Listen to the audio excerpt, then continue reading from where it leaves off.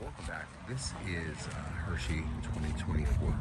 This is the class of historic preservation of original features. So these are like unrestored survivor cars, and it's pretty amazing. This one was from a contractor in Camden, New Jersey. As we go through, there's a runabout here, and I'm woefully inadequate with my knowledge of this stuff. But you go in and you see cars that are pretty good survivors. Original paint, maybe touch-ups here. This Mercury is gorgeous. Single headlight Mercury, so more likely 57. And this is probably somewhere that my 57 Chrysler would fit in well. Definitely my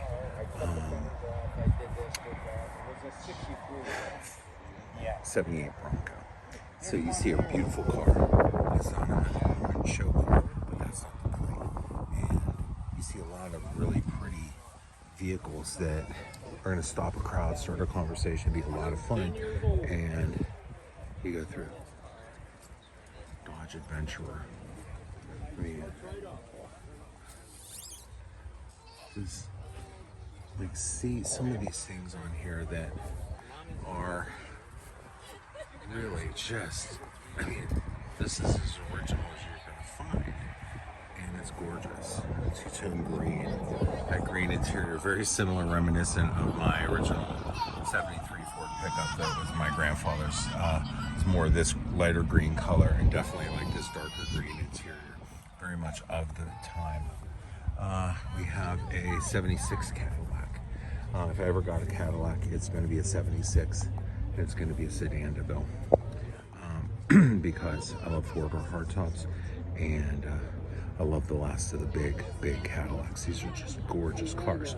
But you look through and you're like, okay, well, this is beautiful, but you're not at the point where everything has to be perfect. It's preserved, and it's gorgeous. And I love the pillarless hardtops on these. Just gorgeous. Love 76, 75 and 76, but 76 Cadillacs definitely have a soft spot here. Big Chrysler, 69, 70, maybe 71, but a four-door, probably a Newport sedan, and these were the fuselage cars. So a lot of stuff here that you're not going to see down in the other ways. So, you know, you don't have to go to the level that some people do with cars. Like, I was very fortunate with my Celica.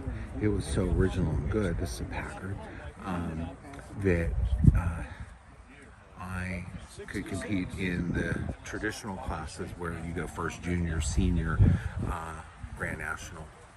A lot of these cars, I don't know, to me, you could probably have success in there as well. But it's just differences. There's some cars that, you know, they don't want to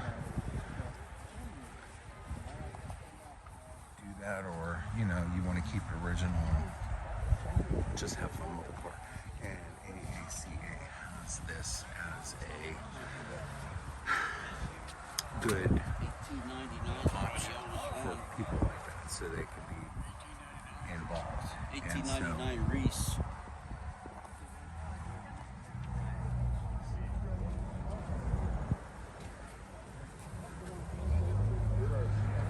Sportsman van. I mean, these were everywhere when I was a kid. Look.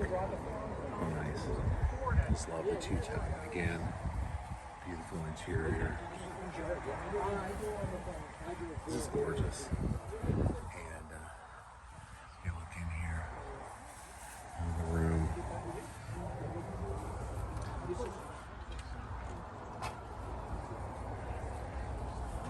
Beautiful vehicle. 37 International pickup truck. And that truck is really original.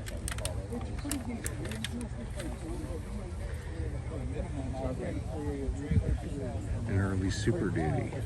But well preserved. I mean, you know, these trucks are, oh, look at this. And then one friend of mine who going crazy for this. Look at this thing. It's gorgeous. This is an 88. This is the first year of this new design. And I've told him when I was 18, these came out. And these cars, or these trucks, before they were released, there was a rumor they were going to be downsized. So people ran out and bought 87s at a blistering pace because they didn't want to switch to Ford or Dodge. And when they came out, there was those things were unfounded. These are great trucks, absolutely great trucks. But when they were rumored to be downsized, because remember, everything new coming out at that time, probably by and large, was downsized. That was the rumor of these. But beautiful, beautiful Chevy. Oh my. The 78 or 88. The cool thing on here is, you know, the radio is very unique, and you know, aftermarket radios aren't really an option with these, and it's cool. It's, you know, it was maddening if you had one of these and needed to replace the radio, but now it's something that you just look at and you're like, wow, that is just of the period. Here's an early front drive Eldorado here, 67, so be, correct me if I'm wrong, the first year of these. Just the edge styling of these. I mean, these cars, I mean, look at that top on it. And all the room inside, because it's front wheel drive. These are revolutionary. They took the underpinnings of the amazing 66 Tornado and made it a Cadillac. I mean, it's iconic. If you look at modern Cadillacs, they crib so much styling from this car, the 67, 68, 69 Eldos. And just gorgeous vehicles. Early flow through ventilation. If you notice here, there's no vent port on the side, and that was new technology. Another 76. The big fronts with the square rectangle headlights. These headlights in the 70s, when they were car would get redesigned and it would come out with rectangular headlights. It was modern. It was just like about 10 years later when they would get composite headlights. It's modern. And it's kind of funny when you tell somebody who was not around during that era just how significant that was. But these behemoth cars, these are some of the largest cars ever made. I think the 73 Chrysler probably a little bit bigger, but these are just gorgeous. They're elegant. They're like you know, like Muhammad Ali in the 70s. They're just a, you know, float like a butterfly, sing like a bee kind of thing. They're if I ever got a Cadillac, it's going to be a 76. I'm not getting one. But as we go through, I mean, you're going to see a whole bunch of these kind of cars. So I'm going to try to go down and do a few laps through here and show you some of that stuff, because, you know, I'm at the one end of the show field, and the other end of the show field, you have Model T Fords, you have brass era cars, you have an amazing amount of early technology with these. And here, this is all mixed in because this is not by, like, you know, 60s, 70s, 80s kind of thing like in the show fields, but this is more fascinating in some ways, because I drove in with this vehicle today, this Chrysler wagon. It is gorgeous, and I thought it was in the show, like, you know, but I think I bring the Chrysler out here, definitely the Bronco. I'm bringing the Bronco out in the HPOF. Beautiful LeSabre, like 79, I'm guessing. 78. And you go through over there in the distance, you see the top of the one roller coaster there at Hershey Park. And this is a beautiful scenic area here. It's gorgeous to walk this, and let alone have your car displayed here. There you have your 80s Cadillacs, you have your early 90s town car, 65, 66 Skylark, Grand Sport, early Dart, and I like how they have the original dealer callouts, Fox body, LTD. Griswold wagon there for modifications. Packard, Valiant. I'm gonna walk through, take a lot of videos on here, but the scope of this, if you go to one car show, and I've been to a lot of car shows, but I gotta tell you, the breadth, the overall vibe of this show is amazing. There's no mean-spiritedness. There's no, my car got judged today, and they couldn't have been more polite, friendly. Ask a question. They had one question, and I answered it, and they thanked me. And if win or lose, you feel like your time is appreciated. I thank them. They thank me. Very, of a time where everyone's just having a good day out. This should be fun. This should be enjoyable. Early Suburban. Riviera convertible. I came in right behind that Riviera, so I knew I was making the right turns. I was following them. It's just, you go down here. Look at the running boards on here. I want to get a shot of those running boards because this was a very popular day two kind of activity with these. They would get these big running boards on them, and they were good on the Silverado. Now they drug down. This vehicle was probably two-wheel drive, so it didn't go off-road. But these are really nice because you could get on and off the vehicle really well. But these sometimes would get taken off in the second owners. But it's so nice to see one with that and having that sun visor with those auxiliary lights, kind of the granddaddy of the Raptor lights on trucks today. But you come through here, and literally, looks like a 6-cylinder Le Mans, and beautiful. You're going to see some of these vehicles in here in magazines coming up, because the magazine editors will come through here and say, hey, can I shoot some pictures of your car? I mean, it happened to me with the YouTube channel in Hershey with the Chrysler. It's just an opportunity to see vehicles you will never see in another place. And I was here last year, and there's very few cars that I recognize from last year, and that's cool. We got another Cadillac up here now. Yeah, another Cadillac, Coupe de Ville. So, and this might be a 75. There's slight differences. But the Coupe de Ville, the big old two-door, and I prefer the four doors in these, but the two doors are beautiful. There's not one of these that isn't beautiful.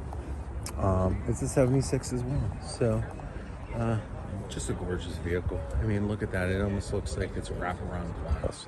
And then you have your big opera windows. They went to these kind of big things because they thought they were going to outlaw convertibles.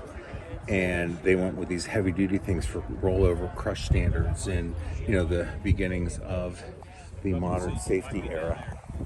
Got your Elko 81. So the last of the El Caminos size. They went through 87, I guess. And, you see these all over the place. And now you don't. Rambler. Just very no-nonsense cars, these Ramblers, but just really, a friend of mine in college in 88 had a Rambler coupe, same year as this. And there's just a good car. I mean, they survived if someone took care of it. It's like getting a nice old Honda or Toyota today that's 20 years old. You knew you could get some miles out of it. Power Stroke F350, wow, regular cab. 55 Chrysler New Yorker, an Olds Toronado, BMW 6 Coupe, another BMW Toronados. So, it's like about 15 minutes, and I have seen a tenth of the show right here. It's amazing. So, I'm gonna walk through. Anything catches my eye, it's caught my eye. It's an early Toyota. Look at this, an old Camry. This is a first-gen Camry. So this would have been 83 through 86. And it's nicely loaded. It's got a factory sunroof and beautiful shape. So I'm probably going to stop and talk to this owner. So we have a Cressida. We just saw a first-gen Camry. Now we have an 85 Cressida.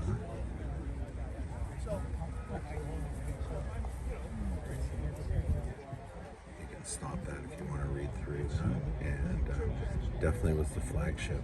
And these were really, this was the car that it wasn't flashy, but it was amazingly well built.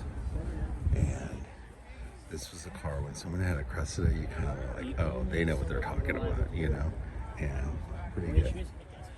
And here we have a Nissan Stanza. It's not a Maxima, it's a Stanza.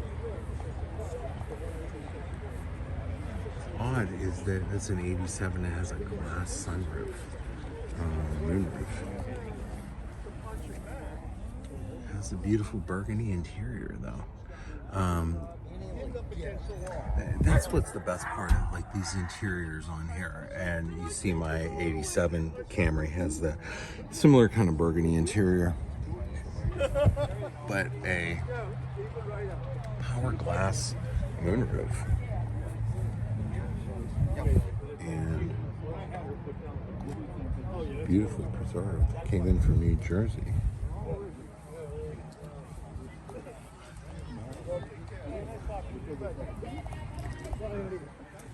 A 74 Firebird right here, 75 for the famous squared off headlights, rectangular headlights of the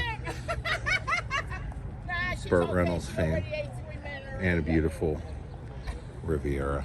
These, to me, these were, so I've always gone through, and I still today, I don't know which one I like better, a Tornado, a Eldorado, or a Riviera.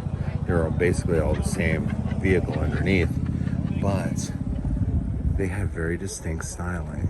And you know, we saw a convertible down there, but the coupe really is gorgeous. And when you see that, you know, all your room in the front, it's fun. It's like, this is a nice, these were good cars. These were, front wheel drive wasn't a very common powertrain in there until the 80s. It started coming into existence, but you know, the Tornado started it, then the Riviera and the Eldorado followed suit on the same platform, and this was like the last of the really big ones. This was a downsized car, but you know, they ran these from 79 through 85, and they're just gorgeous cars. They're just elegant, and a friend of mine has one in the perfect color, which was an 84, and I don't know what the official color was, but we call it mauve. My mother wanted a mauve Buick, and real pretty. Beautiful 69 Chevrolet. The 69 Chevys, especially the two doors. Now this is a custom, so it has the tunnel back roof. And they continued that on the next series up in 71 when they made these a little bit larger on the same frame. But you know, it's just a very elegant car. I think 69 though was they got bloated in 71. They really did. But they're good looking cars. The 69 I think has the best overall look though. 70 was a little, to my taste, a little different, but 69, these are gorgeous. Absolutely gorgeous cars. And very, very nicely preserved. All right, I've never, ever seen one of these in the flesh. This is an Australian Falcon. Movie buffs will know this is Mad Max's ride. His was a 73, but I think this is probably about the last year for this body style. And of course, there's the wheel where it needs to be on here. And these were Cobras. I think these were limited edition, and that's probably the edition number of this car. And Australian only, and they were, I don't know what they're after now. just a beautiful vehicle. They, in Australia, they got the Falcon that we had in the 60s, and it continued to evolve under its own styling direction in Australia. And, that's what's amazing. This looks like it might be a customized car, but it's not. It is a factory edition and limited edition, and of only 400. And here's one in Hershey, Pennsylvania. I'm just honestly, this is my favorite vehicle I've seen here today because I love this style of car. I love that movie, and oh my goodness, what a beautiful vehicle! Absolutely stunning.